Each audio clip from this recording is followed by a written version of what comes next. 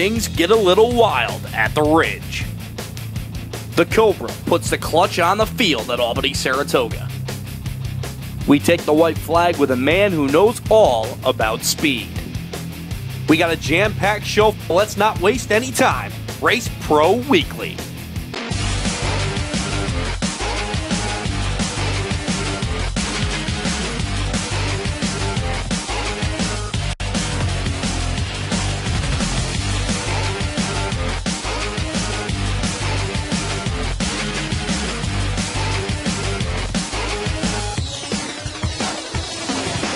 Welcome to another edition of Race Pro Weekly. I'm your host, Mike Warren. In what was the first of many times at our local speedways this season, the Empire Super Sprints 360 Tour made its way into the Albany Saratoga Speedway, looking to put on a big show to figure out who would take home the victory.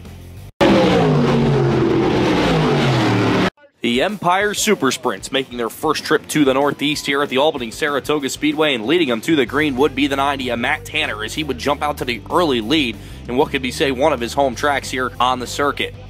Tanner would have the lead early. Jessica Zemkin would move into the number 2 spot with the Cobra. Chuck Ebing in third, and now Cobra would go around the 1Z of Zemkin, trying to get her, but it would be Zemkin battling right back in that core pack number 1 machine.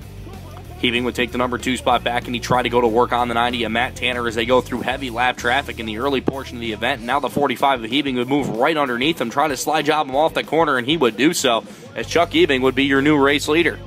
Sean Donath would have some trouble going up into 3 and 4 this time, as an engine would let loose on the machine, causing him to hit the wall and going up on his side. That would end his night. And off of the restart, Jessica Zemkin would begin to have her best shot at Chuck Ebing now. Zemkin would move to the inside as they catch up on the 3 of Josh Benizik, but it would be the 45 of Ebing shutting the door and proving that experience proves worthy on tracks like this, as Chuck Ebing wins the ESSA Main at Malta. We had a good car, but I see Jess there at the lap track that she was gaining on me. Seeing her on the bottom definitely made me make sure I guarded the bottom the next time around. No difference she would do to me, so it was a good race. We didn't touch or nothing. The Cobra picks up the win in the ESS feature. Jessica Zemkin would finish in second, Steve Poirier third, Jason Barney fourth, and Jeff Cook fifth.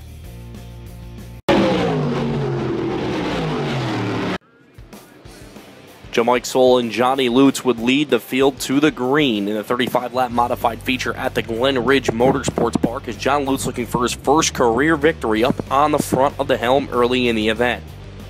Cars would be on the move early. The 115 of Kenny Tremont getting up there as well, along with the 85 who's won 2 in a row. That is Bobby Varon. It'd still be all Johnny Lutz in the early going of this one as he would go to the inside of the speedway, still trying to keep position. Is now a driver out of Fort Plain. That is Jeremy Wilder trying to make his way around Mike Soul, as Lutz would maneuver through lap traffic as you see him getting by the 87 of Neil Stratton. Car would be slowed off at turn number 4. That would be the 115 of Kenny Tremont, as something would go amiss, and that would end his night. That would bunch up the field as Craig Hansen would look to try to get a great jump on the 1 of Lutz for the lead on the restart, but could not do it, as Lutz would continue to lead this one as we head towards the closing stages. A couple cars getting together. It's a 14 and the 50 of Brett Wright and Justin Boulder making a little contact down the back straightaway. They would continue to race for position as they made their way up into turn number 1 and 2. This time when they go up, it looked as though Wright gets right into the left rear quarter panel of the 50 of Bowler and spins him, bringing out the caution here once again.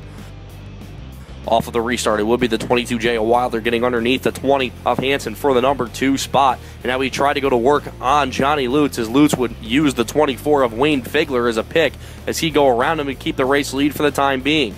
Lutz would be leading the race coming down, but the yellow would come out once again for a few cars up in turn number 3 and 4 as Elmo Reckner and Jeff Rockefeller involved. Then the restart. Jeremy Wilder gets a jump on the inside lane, getting him before they get to the line.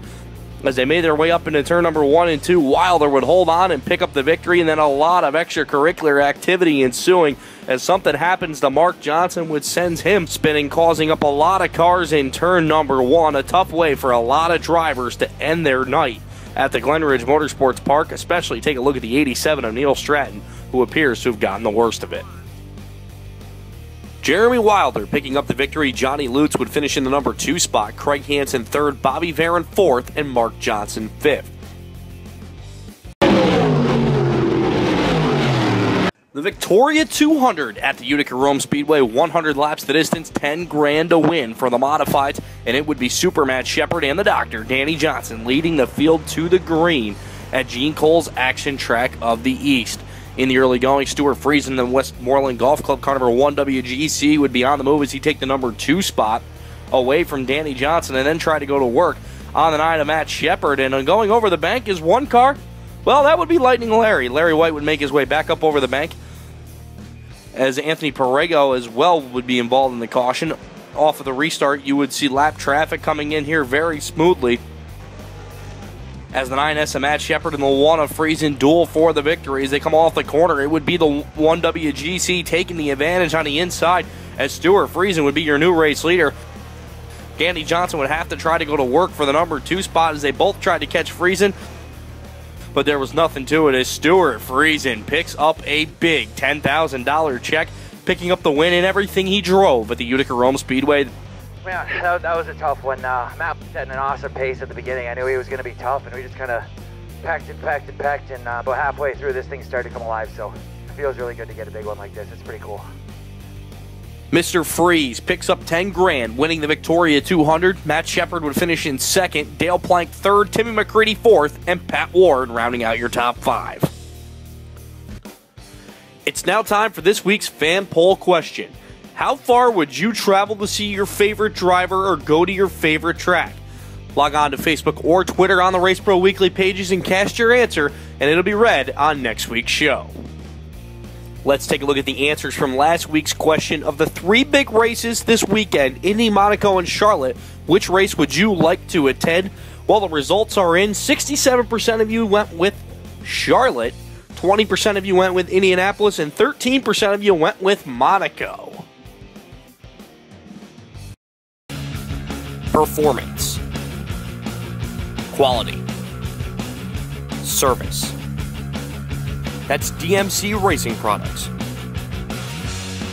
Hundreds of name brand parts, competitive prices. That's DMC. DMC Racing Products. Race to win.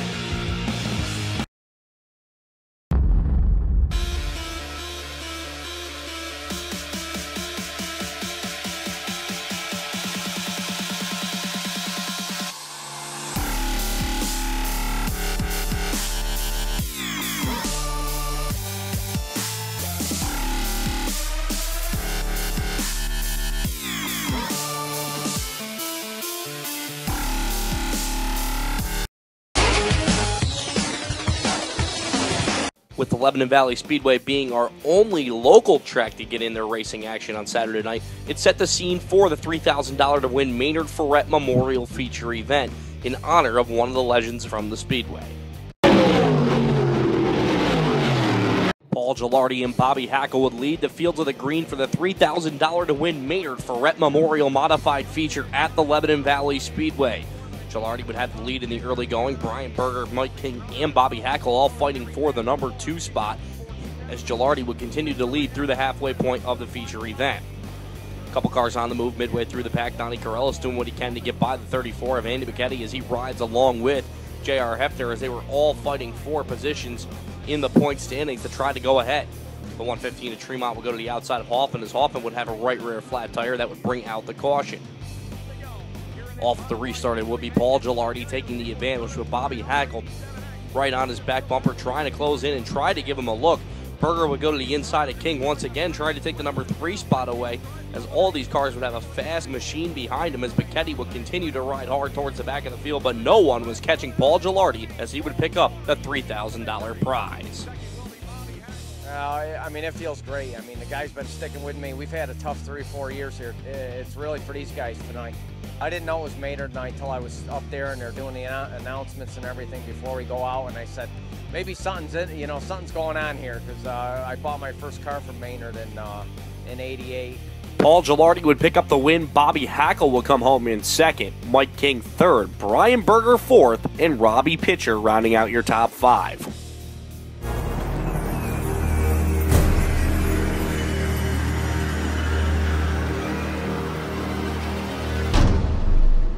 Big crowd at the Utica-Rome Speedway for the Sportsman Grit Series event that was a companion event to the Victoria 200 as Connor Cleveland would lead the field to the green in the feature event. Rocky Warner will be on the move early as he get by the 1 and Dave Marcachilli as he made his way up through the field. He pull into the number 2 spot now and set his sights on the 09 at Cleveland.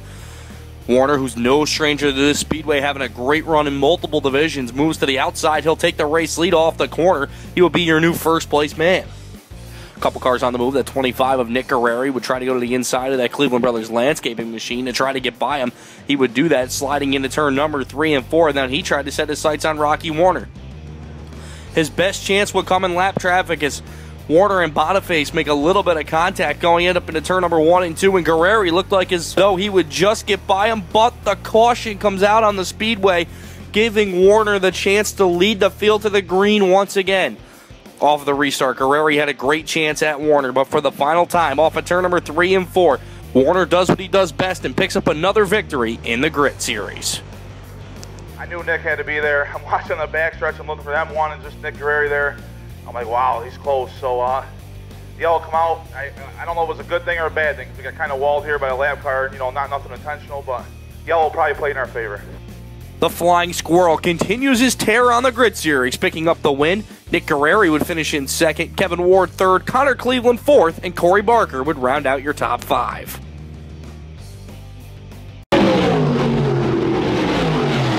Modified feature at the D-shaped Dirt Demon would see the 9H of Matt Shepard and the X of Chad Phelps lead the field to the green. You see Jimmy Phelps on his way to the outside as he would try to go to work in that 99J machine. Contact between the 42 of Pat Ward and the 24 of Jim Whitco would leave Pat Ward with a little bit more than just a little sneaker damage. You see the axle almost completely broken on the 42P machine. Off of the restart, Billy Decker going to get a great run on the outside as he goes around the 07 of Tim Kerr for position as he's following Phelps. Robbie Bellinger trying to make his way up to the field too as you see Lightning Larry White getting into the back bumper of the 07 of Kerr. Now Kerr going to get caught for just a second. Chuck Bauer's in there as well. Also in the wreck was the 3M of Chris Mackey, and he would be the car sitting there when it was all said and done. Off the restart, Roy Bresnahan, Billy Decker, and Larry White still fighting position as Vitale and White make a little contact down the back straightaway as they come off the corner of 3 and 4. You see the yellow out on the speedway as there's Vitale and there's Larry White. White, I believe, got out of the car here, and I don't think he was asking him if he had any Grey Poupon. Meanwhile, we go back to green flag racing at the front of the field. Matt Shepard held off Matt Billings, and that would be all she wrote as Super Matt Shepard takes the win.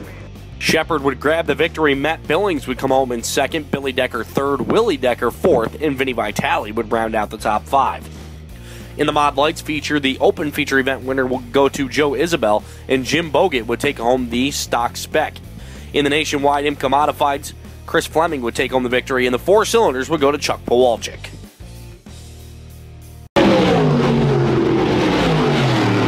Pep Karate and Mark Kozlowski would lead the field to the green for the modified feature event at the Albany Saratoga Speedway. As in the early going, both cars would be running for the number 1 spot along with the 14X of Floyd Billington, who tried to go underneath the 3 of Kozlowski for spot number 2. Peter Britten having a good run at the beginning of the night as well, along with Neil Stratton and Jeff Trombley trying to make their way up. Caution would fly for the 34, the Garrity Asphalt reclaiming entry. That is Andy Bacchetti. So he would be forced to go to the rear after going pit side. Off the restart, Karate would shut the door on Kozlowski, and you guessed it, here he comes. Brett Hearn making his way up towards the front of the field. He would crack the top 5, getting by the Cash for Gold, car number 4 of Rich Ronca. Then the 3-wide battle between 2 number 3s and the 87 of Neil Stratton would ensue as Matty D and Mark Johnson were on the way. Meanwhile, Karate and Kozlowski were still fighting for position as the caution would come out for Elmo Reckner and Don Ronca and a few other cars involved that have already pulled away.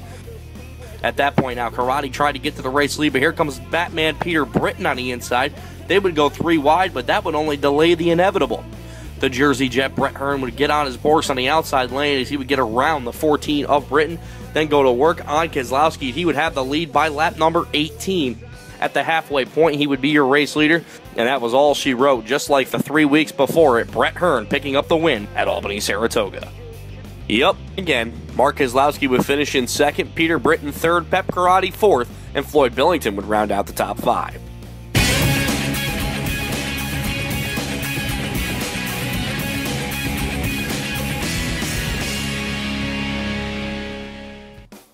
You may have noticed in the results this past Saturday night that Brett Hearn was missing at the Lebanon Valley Speedway.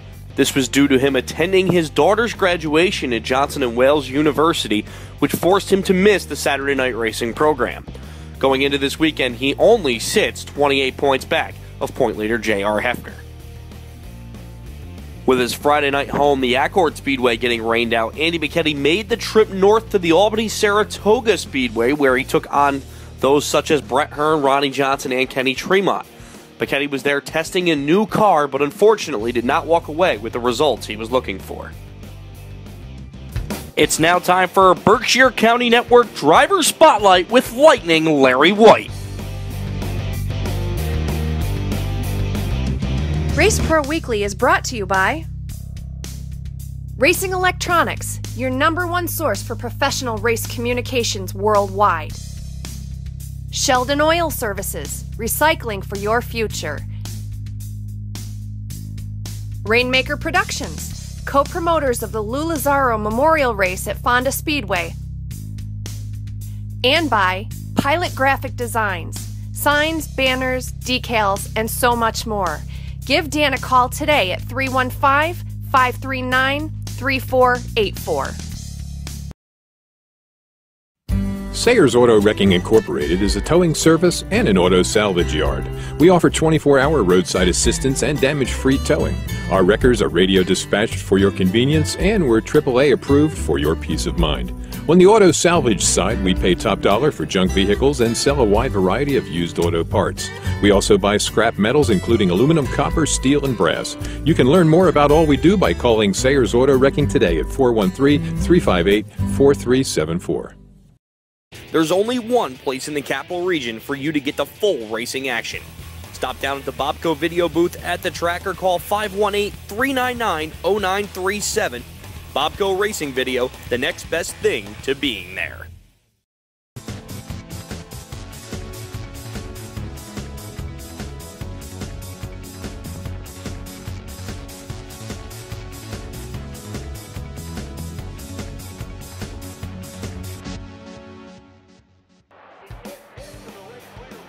We're here tonight with Pete Broderson. Pete is the defending track champion here at Fonda Speedway.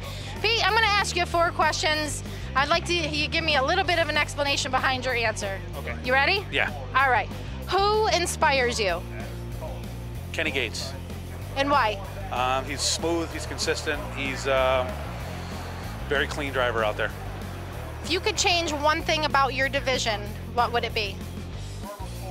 Better tires. You changed to different tires this year. The kind of tire compound this year, and I don't like it at all. All right, so our next question is, what is more important, setup or motor? Setup, definitely. I ran against guys for the last 2 years with bigger motors than me, but it was all about setup that made the job happen. And our final question is going to be, if you could give yourself, your younger self, advice, something that you know now, what would it be? Treat your family better. Now, why do you say that? Because you're here at the races so often? Yeah, I take away a lot of time for my wife and my daughters to do this, but they back me 100%.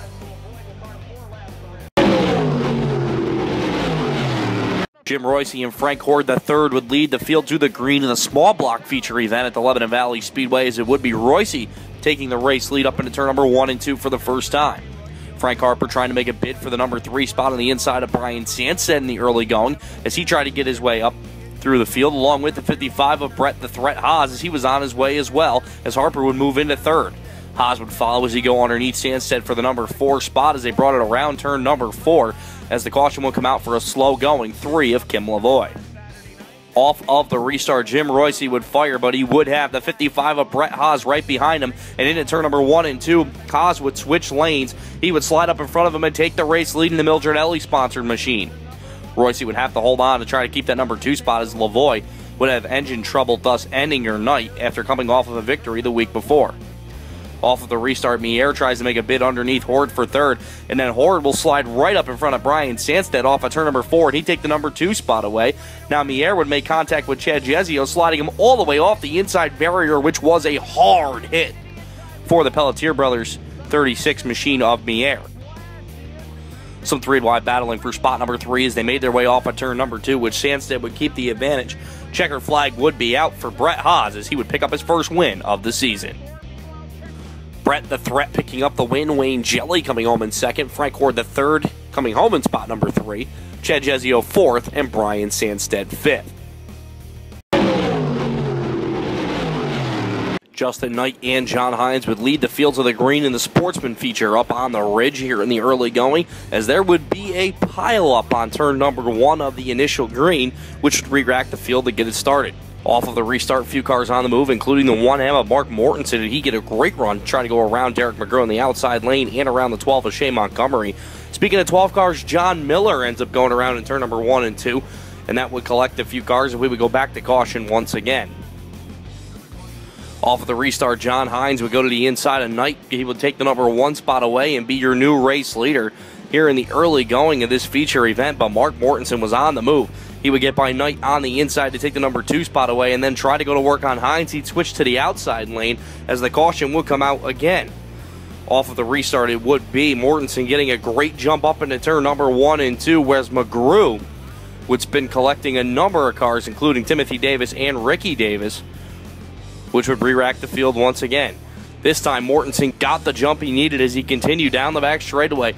Rocky Warner would follow as he go to the inside of the Ex-Machina Hines. He'd take the number 2 spot away and then go to work in an old-fashioned Rocky versus Apollo Creed-like battle as Warner would go to the inside and make his way down the back straightaway, but Mortensen would try to hold him up, but then it'd be Rocky on the inside. He'll take the advantage, and that would be all she wrote as Rocky Warner strikes again at the ridge.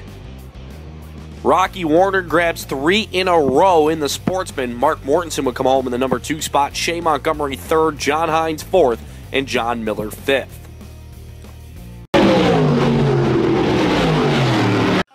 $25-lap Pro Stock feature event at the Albany Saratoga Speedway will get started with Dave DiPaolo leading the field to the green. Bill Smith going to look to make a move in the early going as a lot of cars on their way up through the field as Dan Older gets spun around, and it's Kim Dool as well, which caused a little bit of an incident as Rob Yetman will get sent into the infield area for a split second, and he would have to pull in pit side with a little bit of damage on the machine. Off the restart, DiPaolo will continue to lead. Brandon Amy would be on the move along with Nick Stone and Kenny Martin as they make their way up through the field. Byron Westcott as well as Bill Smith would go to the outside of the 21 of DiPaolo for the lead on the outside lane as Westcott and Martin try to get a little momentum going as they make their way through the corner once again. Kenny Martin would be your new second place man. Off of a restart, however, Byron Westcott would get into the 93 of Kenny Martin, which would collect the 27 of Nick Stone as well. A tough break for Nick Stone as that would sideline him from getting another win at the track Friday. Speed and Westcott would fight for the position as they come off the corner as now Robbie Speed would push to the inside of Bill Smith and he'd take the race lead down the back straightaway. This time by it would be all she wrote. Robbie Speed picking up the win at the Albany Saratoga Speedway. Robbie Speed grabs his first career win at the Albany Saratoga Speedway. Jeff Washburn would finish in second, Bill Smith third, Byron Westcott fourth, and Brandon Amy fifth. Other winners on the night would be Hunter Bates in the Sportsman, Randy Miller in the Street Stocks, and our limited Sportsman feature will be postponed to this Friday due to time constraints. Empire Lightning Sprints on hand for this week of racing at Glen Ridge. Going to the inside right away would be Kurt Conklin as he would take the race lead. You see Doug Norrie on the move. So he would go around the 41 U of Rick Stone, then try to go to work on Conklin for the number 1 spot. They would continue to run side by side when the yellow and red would come out for the 84 of Jamie Beaudry, who was up in turn number 1 after flipping the car. Off the restart, Norrie would try to go back to work on the outside lane, but it would be Conklin shutting the door. A few cars on the move. Phil Bissett on his way up through the field in that number 2 machine as well. Meanwhile, Norrie would get by the 45 of Conklin as he would lead him up through turn number 1 and 2. Then finally come around, he'd take the checkered flag as Doug Norrie picks up the win at Glen Ridge. Doug Norrie would grab the victory. Justin Phillips would finish in second. Kurt Conklin third. Zach Bennett fourth. And Jerry Sen would round out your top 5. Other winners on the night included Nick Stone once again in the Pro Stocks, Pete Vila in the 4 cylinders, and Camden Mabey in the XL600 Modifieds.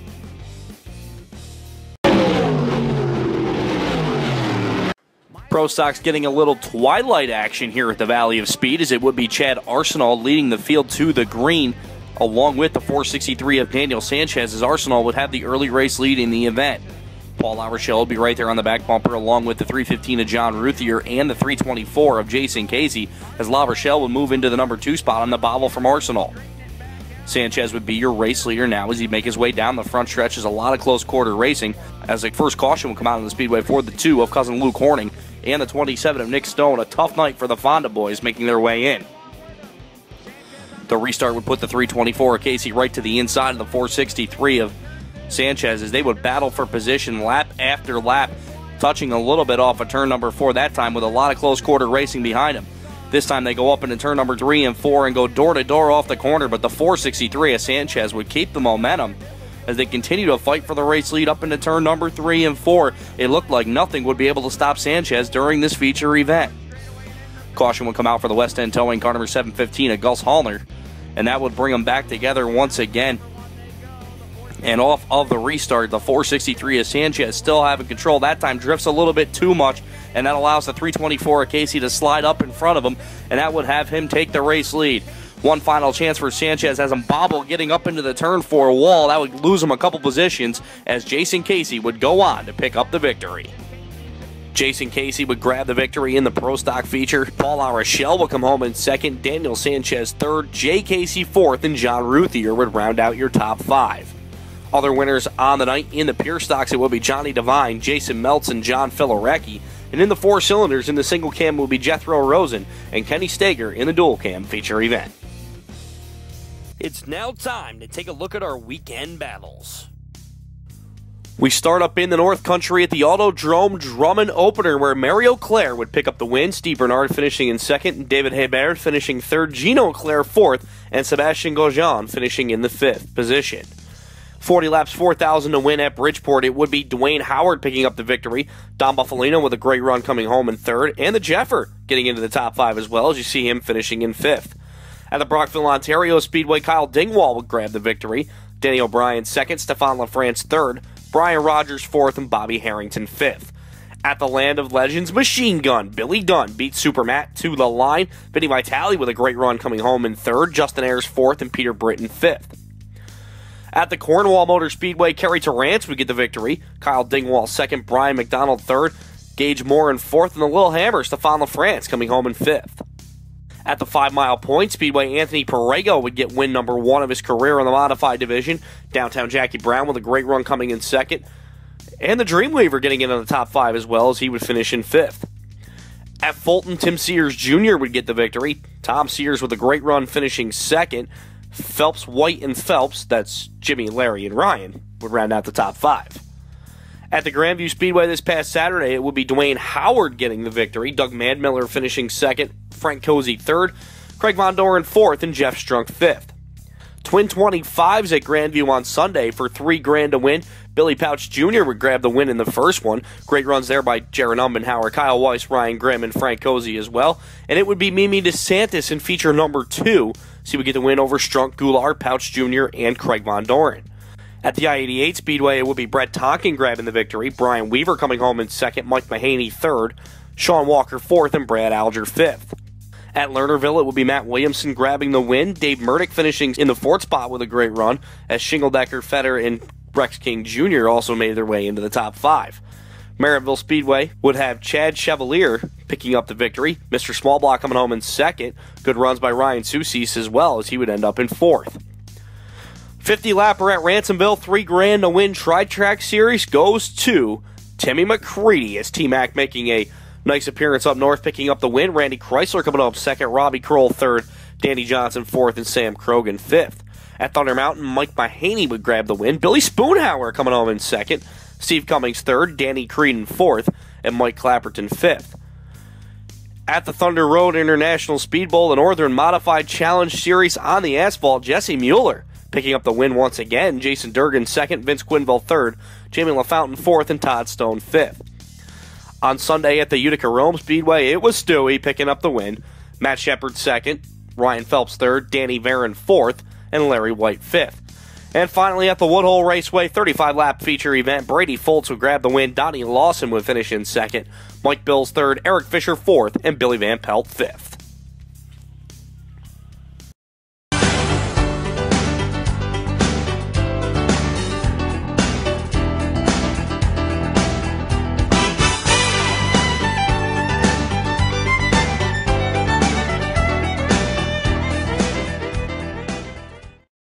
The Choices 301 program takes a multifaceted approach aimed at educating the public about the realities and dangers of what can happen when bad decisions are made inside a motor vehicle. Don't hesitate to designate. If you are a tracker series that would like to be highlighted on Race Pro Weekly, email us at show@raceproweekly.com.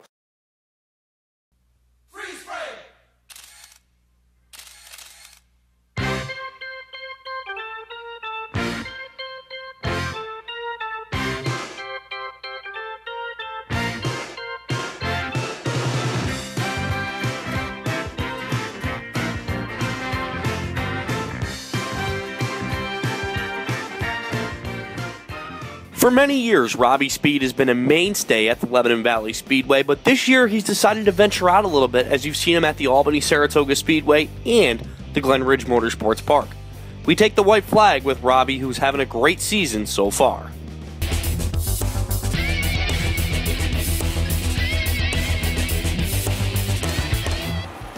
Robbie, you've been racing a long time. What is your favorite division and why do you like racing in it? I love the pro stocks. There's no better division. Door-to-door racing, the group of guys I race with, week in, week out. It's like a big family to me. Now, racing certainly has evolved over the years. What are some of the biggest changes you've seen in the pro stock division? Biggest thing's been the weight, been added weight, taking weight away, put weight on. That's been the biggest thing. And, you know, some people raise the bar, and you just got to stay with that bar level. That's all. Now, you did branch out and run the Sportsman division. Well, how different is that? Oh, they're totally different cars. The side bite on a Sportsman car is tremendous compared to the pro stock. You've gotten off to a good start at Lebanon Valley this season. What's the secret to that success? Preparation. The Valley car, biggest thing, we put a new body on it for the year. We didn't mess with it since last August, actually. Now, being able to race, a lot of racetracks here are close in the Capital District. How fun is it to race at Albany, Saratoga, and Lebanon Valley? The two places are they're very different tracks.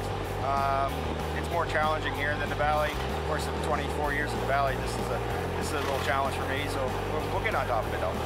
How about the biggest win you've ever had? Biggest win was Jimmy Langenbach race. Jim was a dear close friend of mine, and to win the race in his honor was special. Is there any tracks that you wish you'd gotten a chance to run at and you haven't yet? I did the Moody Mile once. That was enough for me. I've done Fonda, Fulton. I'd like to get up that way and try that area, but this is about it though. 24 years in this sport. I'm sure there's a lot of people you got to thank. Who do you have to thank for getting you here? First of all, my wife. She's been my driving force to keep things moving, and my mom and dad, of course, they support me 110%. My new in-laws, they're great support. My crew, Joe, Mike, my two daughters, Krista and Kayla. Without all the family behind it, you're lost, really. How many more years do you see yourself doing this? Well, Jimmy ran until he was 73, so I don't think I can make it that far, but I probably got a good 4 or 5 years. It's now time for our NISCA Performer of the Week award, and it's the Flying Squirrel, Rocky Warner. Warner is now eligible for our NISCA Performer of the Year award given out at the end of the season. That's all for this week's show. For the latest news, results, and photos, check out Race Pro Weekly online, www.raceproweekly.com, and be sure to follow us on Facebook and Twitter.